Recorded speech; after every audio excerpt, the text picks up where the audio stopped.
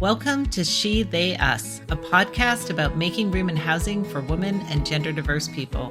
My name is Andrea Reimer, and I was elected to Vancouver City Council from 2008 to 2018. I teach about power and policy at the University of British Columbia. I'm a longtime community activist living in Vancouver, and I will be your host for this podcast, which is brought to you by the Pan-Canadian Voice for Women's Housing. This is the fourth episode of She, They, Us, a podcast about making room in housing for women and gender diverse people. In the first episode, we looked at the tough reality facing women and gender diverse people when it comes to housing in Canada. In the last two episodes, we heard directly from women at the front line of Canada's housing crisis. In this episode, we'll be speaking about the specific challenges that gender diverse people face with housing. As we heard in the last episode, you are most likely to be in housing crisis if you're living in poverty or have to move quickly because of violence in your home. We also heard that if you're a woman, you are much more likely to be experiencing either or both of those challenges than a man would be. For the next two episodes, we will be talking about the specific experiences of gender diverse people in accessing and keeping housing, which is another level harder again.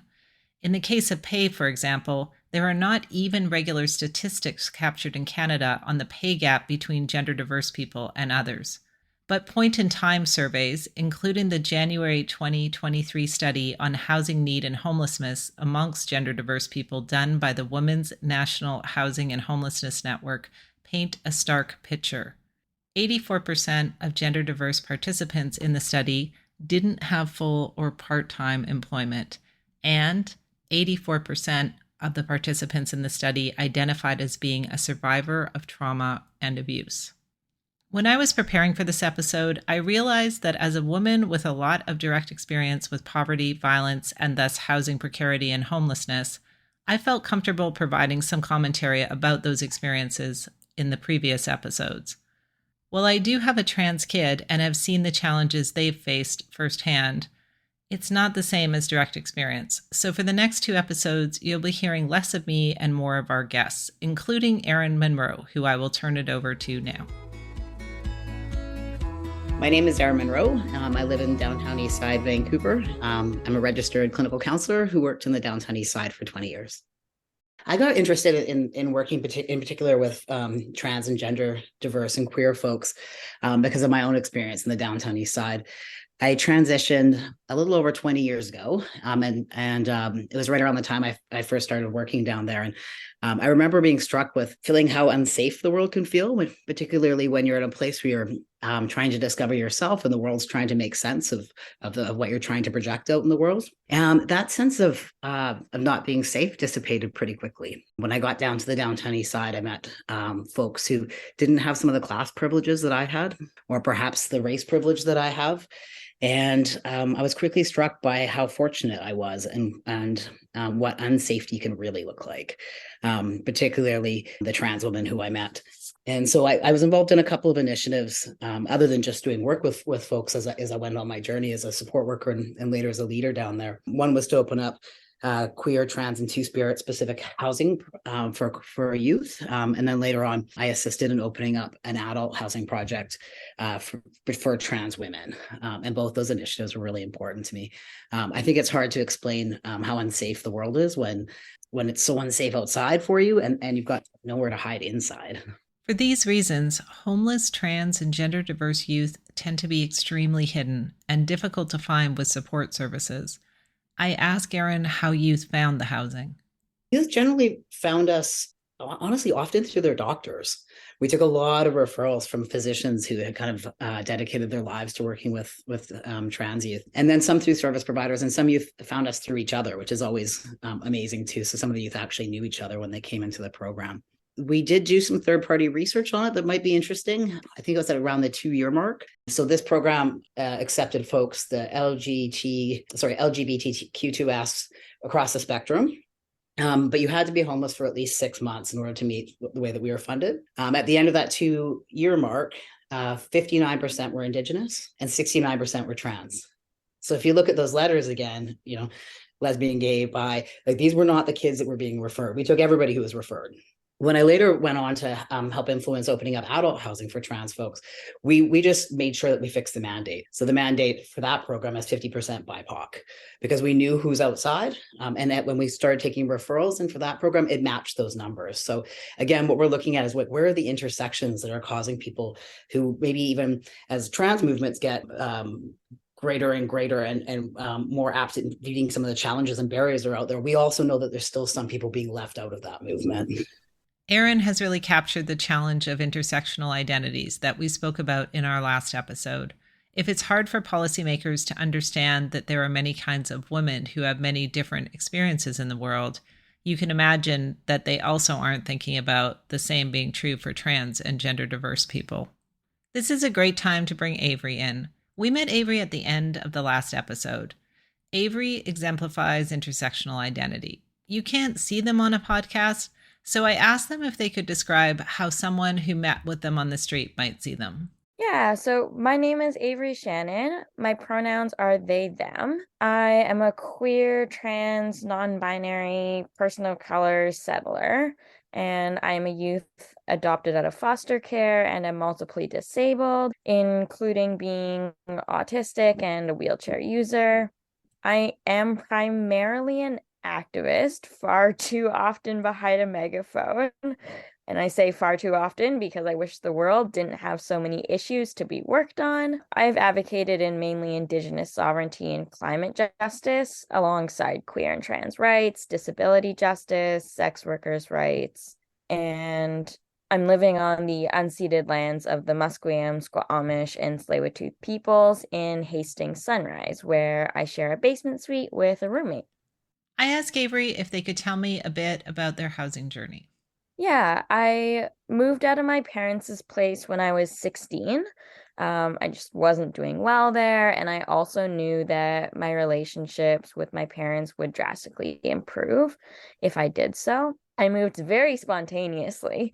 I realized that I could move out. It just occurred to me that it was a possibility. So I got a job that week and managed to find a space to move into that month, I think in less than a couple of weeks. My first space was a basement kitchen that was basically a narrow hallway in which my twin bed barely fit between the wall and the cabinets with the sink. It was a communal house of 7 to 11 people, which meant that it was pretty busy and chaotic. But at first, it was really nice. We had a great home with really great folks, and as people moved out, it unfortunately developed into a space that felt quite unsafe. It got to the point where there were nights where I actually slept outside in a playground instead of going home to that dynamic. We took a break in Avery's story here, and it's a good time to unpack this moment a bit. Often, when we think about violence in the home or what can be referred to as domestic violence, we're thinking about intimate partner violence. But the reality is that violence can come from anywhere, including a roommate who is a non intimate partner. You might wonder then, why have roommates? But as Avery's story continues, it gives you a good sense of the economic reality of roommates for people renting in Canada's housing crisis. So after my first place, the communal house, the two folks who I got along with quite well, and I began looking for somewhere else.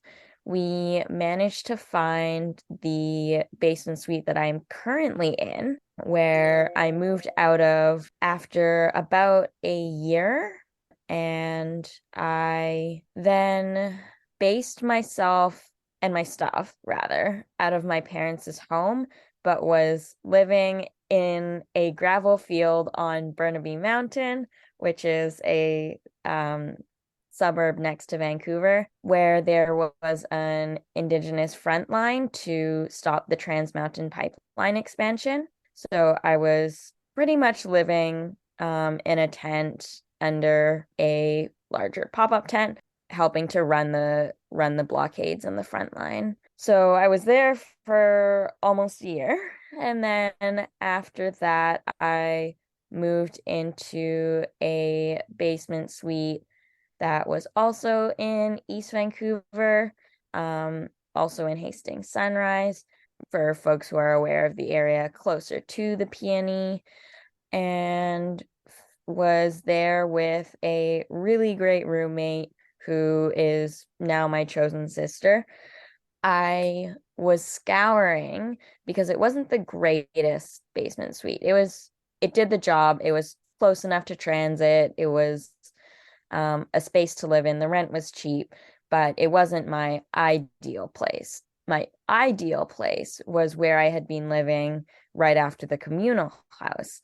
So I had been watching and hoping that I might have a slim chance of snagging it back at some point. And I saw the listing one day. So that very day, I emailed the landlords. The next day, my roommate and I went to see them and the suite, and we signed the lease right then and there. The way Avery talks about this place, it sounds very special. So I asked them if they can tell me a bit about what makes it such a great space for them. Absolutely. It is affordable, relatively speaking, for Vancouver and for my income. It is exactly where I want it to be in terms of location. It's got excellent transit. There's everything I need around on the main drag, Hastings Street. The landlords are amazing, which makes a huge difference for me. I would happily pay slightly more per month for a space that has good landlords versus a place that does not. I think it adds a lot of value to one's ability to be happy in their home. And I'm also happy in a garden level basement suite. For those that don't live in Vancouver and might have been wondering about that emphasis in Avery's last point, garden level suites are generally not considered that desirable in Vancouver. They are often dark in a city where it rains for 6 months of the year. They can be loud if they aren't well insulated from your upstairs neighbors, and there can be humidity and mold problems. But for Avery, it's a practical issue as they do rely on a mobility device part of the time, and that makes a lot of housing, including main and upper floors of houses, off limits to them. So for Avery to find ideal housing, affordable, good landlord, right location, it's a much harder challenge. I asked them if they can talk a bit about the practicalities of having a roommate. The forefront reason that I live with a roommate is for affordability. But I also am someone who really benefits from having someone else in the home where there's someone to say hello to, there's someone to ask how their day was. I mean, there are costs that are shared as well, such as internet, and utilities if those aren't included. So there's a lot of aspects in terms of practicalities, as well as the camaraderie. In terms of roommates moving out, I have had roommates where they had partners that they wanted to move in with. Those were two roommates in a row, with both my chosen sister and the fantastic ideal roommate that I managed to find after her. And then once they moved out, I did cover rent myself for the entire place for a couple of months because I was able to at the time. And after my previous experiences, decided that I was not going to settle for someone who was not a good fit. I was going to play the longer game and invest in keeping my space into what I needed it to be. So I did find someone after a couple of months. They were really great for the first year that we were together. And then our living situation, our living dynamic somehow deteriorated. So I actually just gave them 60 days notice that cited that it's been really honestly miserable to live with them, and it wasn't doing my mental health any favors. And that was a really hard decision to come to because housing in Vancouver is super scarce. It's very difficult to find, keep, maintain, and move into. And I in no way want to unhouse someone from a place that is really great. So it was a decision that took me many months to actually execute. Roommates are a double edged sword, but either way, it's a necessity for Avery. I ask Avery what impacts challenges with roommates and housing instability has had on their life. In terms of roommates impacting your day-to-day life, that is pervasive. There is the constant reminder that you are either not welcome in your home or you are in direct conflict or passive aggressive conflict.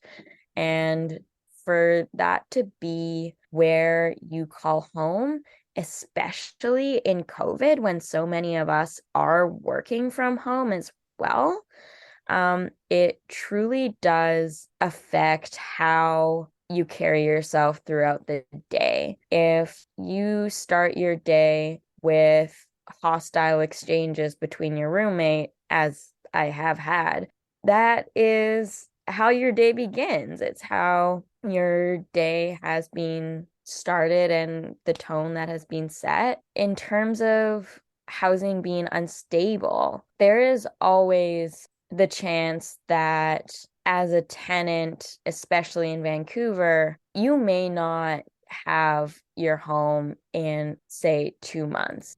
I ask Avery to tell me what they see as the future of housing for trans and gender diverse people. My biggest hope for the future of housing is that we need housing to become more available. We need it to become more accessible, and we need more. We just need more. We need to have more options for unhoused folks and people in SROs who don't want to be in SROs. We need supportive housing, especially for youth who need it and want it. And I would love to see more co-ops and more co-housing. I think those are fantastic ways of both creating housing and creating community. My kid is around the same age as Avery and came out as trans over a decade ago now. I've seen a lot of change in that decade, here in Vancouver especially, but also in the wider provincial, national, and even global context. But it is always a danger in basing your understanding of public policy on personal experience. So I asked Aaron what their perception is of where things are at for trans and gender diverse youth and adults. Mm-hmm. It's interesting.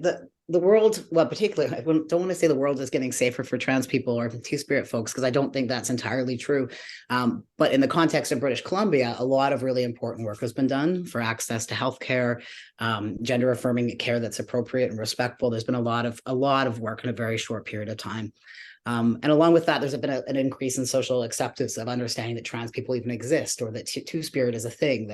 Like all of these things have greatly advanced in a very, very short period of time.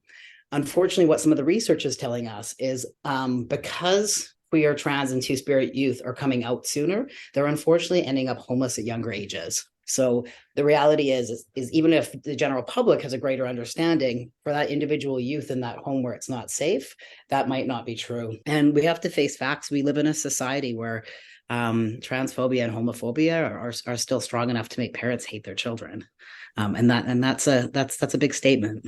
There's a lot to unpack in that answer. So I ask Aaron, what does it all mean for the future of housing for trans and gender diverse people? Yeah, I mean, I think again, there's a right-wing movement that's really gathering storm against trans people. A little bit in Canada, definitely in the US, definitely in the UK, and definitely in Australia. So it's a pretty scary time in terms of trans people accessing healthcare, playing sports, like for youth, to tell them that they shouldn't be physically active is a pretty big statement, isn't it? Here in BC, and I'm not up on the rest of Canada, we've shown some amazing progress. We went from having to have gender clinics to most primary care, just treating gender affirming care like any other kind of healthcare. Trans people have existed and two-spirit people have existed forever. Like it's in every culture, this is not a new phenomenon, but the ability to medical transition is still fairly new. And one of the things that's the most exciting to me right now is there are children growing up and never having to go through a second puberty, right? There are children who are younger than me, and they're hitting puberty, and it's being managed appropriately, and they're able to just grow into their own gender and think about going to university and having a good life. And that's in a very short period of time. Why housing for adult trans homeless folks was important to me is we can't forget the fact that we've got a whole bunch of people who went through terrible systems, were treated horribly in schools, through healthcare, by their own families, who had really, really tough lives filled with a lot of violence and stigma. We need to figure out a way to take care of them as we're promoting this completely different experience of being trans for young people. In our next episode, we're going to meet Susan Gapka, a woman and trans activist who was instrumental in helping to draft legislation in Ontario to protect gender identity as a human right, even as she faced her own housing struggles. Susan is going to close us out today. Well, my name is Susan Gapka, and I live in Toronto, downtown Toronto, actually, right near the heart of the city. I use she, her pronouns, elle français, s'il vous plaît. I'm very blessed to be I'm in social housing, fought hard to get this housing. We can talk a bit more about that, but I'm an older Caucasian white person with a lot of privilege, but I've lost a lot over my life. So I have a bit of a story to tell you about how that all happened, but I'm in subsidized housing in downtown Toronto, and I want to tell you and the listeners just how important that is for people like myself and others. This is She, They, Us, a podcast about making room in housing for women and gender diverse people. To find out more about the She, They, Us campaign, you can visit the Pan-Canadian Voice for Women's Housing webpage, where you'll also find resources from this episode and can add your voice to the army of women and gender diverse people fighting to make room in housing.